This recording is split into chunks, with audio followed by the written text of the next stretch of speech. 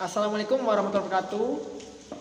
Perkenalkan, nama saya Rauf Sidikna Pebolon, NPP 290011. Baik, di sini saya akan menjelaskan mengenai perencanaan berbasis hasil.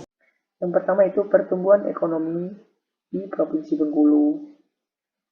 Pertumbuhan ekonomi Provinsi Bengkulu pada tahun 2019 mencapai 4,95%. Bisa dilihat dalam gambar, Bengkulu menduduki posisi tertinggi kelima se-Sumatera.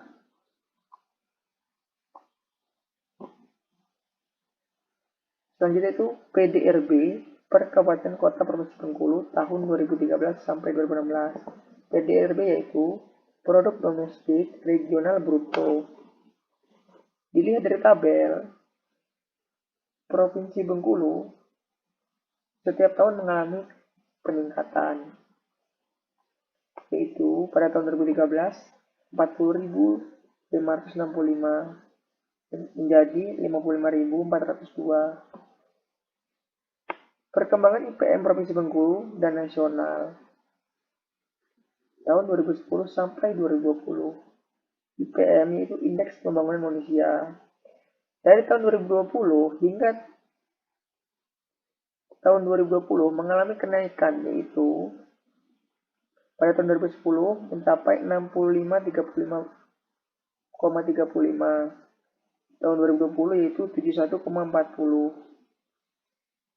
Jika dilihat dalam grafik di tab sini, setiap tahun Provinsi Bengkulu mengalami peningkatan. Kemudian indeks pembangunan manusia menurut kabupaten kota. Yang jika dilihat dari tabel, yang paling tinggi yaitu Kabupaten Kepayang mencapai 0,74% pertumbuhannya, dan yang paling rendah yaitu Kota Bengkulu 0,01. Kemiskinan di kabupaten atau kota provinsi Bengkulu. Dari tahun 2013 hingga 2017 yang mengalami konsisten peningkatan yaitu Kabupaten Bengkulu Tengah, dan untuk kabupaten kota yang lainnya cenderung naik turun. Isu-isu PKD bidang perencanaan dan money ada 5, salah satunya itu proses perencanaan dilakukan melalui jalur top down atau bottom up, namun belum berjalan baik dan masih cenderung normatif. Arti penting perencanaan yaitu perencanaan menjadi pedoman bagi pelaksana kegiatan yang ditujukan untuk mencapai tujuan tertentu. Perencanaan memberi kesempatan untuk memilih berbagai alternatif terbaik untuk pencapaian tujuan. Kelayakan perencanaan.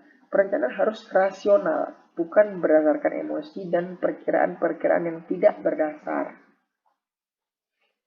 Perencanaan itu harus melihat dan memperhitungkan. Ada 6, salah satunya itu penjadwalan implementasi yang tepat.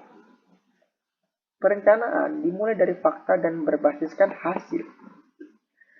Mengapa menekankan pada hasil?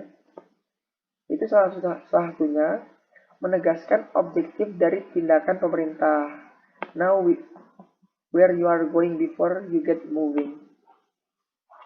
Ada perkataan dari Lewis Carroll, Alice in the Wonderland, itu if you don't know where you're going, any road will get you there.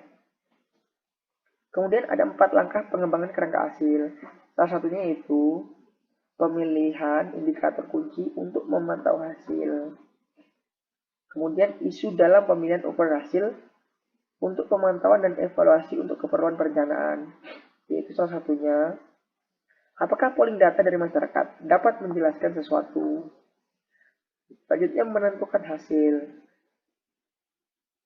Mereformulasikan concern dari stakeholder menjadi hasil yang positif dan desirable. Dari dan ke mengenai hasil pertanian, anak sekolah drop out, minimnya keamanan. Kemudian ukuran hasil diturunkan dari masalah atau isu yang dihadapi. Dari dan ke yaitu bangunan sekolah, anak usia sekolah, kurikulum sekolah, keluarga miskin tertinggal. Penting diingat, hasil biasanya tidak dapat secara langsung diukur. hanya dilaporkan. Hasil yang diharapkan harus diwujudkan dalam bentuk indikator-indikator. Selanjutnya itu pemilihan indikator kinerja, kunci untuk menentukan hasil. Yaitu setiap hasil perlu untuk diterjemahkan dalam satu atau beberapa indikator.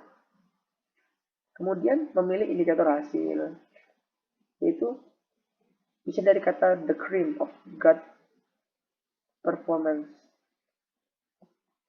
yaitu huruf C yaitu clear, tepat dan tidak ambigu, R relevan, cocok untuk subjek, E ekonomi, tersedia dengan biaya yang wajar, A adekuat, harus menyediakan dasar yang cukup, M-nya monitorable, harus dapat divalidasi. Kemudian memilih indikator, itu salah satunya. Pastikan kepentingan dari beberapa stakeholders yang terkait masuk menjadi bahan pertimbangan. Selanjutnya itu berapa jumlah indikator bisa dikatakan cukup, apakah hasil yang diharapkan sudah tercapai, mengapa menggunakan indikator proxy, yaitu contohnya jenis atap atau jumlah televisi sebagai ukuran proxy dari meningkatnya pendapatan rumah tangga. Contoh hasil yaitu penurunan pada morbiditas anak. Itu indikator-indikator hasil atau bukan, salah satunya persen jumlah hari kerja orang tua yang hilang. Menggunakan indikator-indikator baku, itu sejumlah lembaga pembangunan telah menggunakan indikator-indikator untuk mengikuti tujuan-tujuan pembangunan. Ada perkataan dari Heritari dalam Urban Institute tahun 1999, yaitu jika kita tidak tahu di mana kita berada, kita akan mengalami kesulitan menentukan di mana kita pergi. Kemudian membangun baseline data untuk indikator, yaitu sebuah baseline kinerja adalah informasi yang menyediakan data pada tahap awal atau sebelum periode pemantauan. Bisa dilihat dalam tabel itu cara membangun informasi baseline, sumber data, metode, siapa yang melakukan, frekuensi. Kemudian sumber data itu bisa berupa primer dan sekunder. Selanjutnya itu kepraktisan. Apakah data yang terkait dengan indikator cukup praktis untuk dimanfaatkan? Kemudian tanyakan, apakah data untuk mengukur kualitas saat ini tersedia? Data dapat diperoleh secara teratur dan tepat waktu. Pengumpulan data primer bila memang perlu adalah layak dan efektif dalam hal biaya. Kemudian pengembangan basis data daerah, itu studi kasus di Bengkulu. Itu merupakan basis data pembangunan berbasis masyarakat, diawali dengan fokus pada sektor pendidikan, dikembangkan untuk seluruh sektor, dikombinasikan dengan sumber data lain, advantage, relatif murah, buy-in, kemudahan dalam updating. Kemudian menentukan target, itu ada definisi target. Sebagai contohnya, ekspor pada sektor pertanian akan meningkatkan sebesar 20% dalam 3 tahun berikutnya di baseline. Baik, sekian. Terima kasih pemaparan dari saya mengenai perencanaan berbasis hasil Provinsi Bengkulu. Apabila ada kesalahan, saya pribadi minta maaf. Saya ucapkan terima kasih.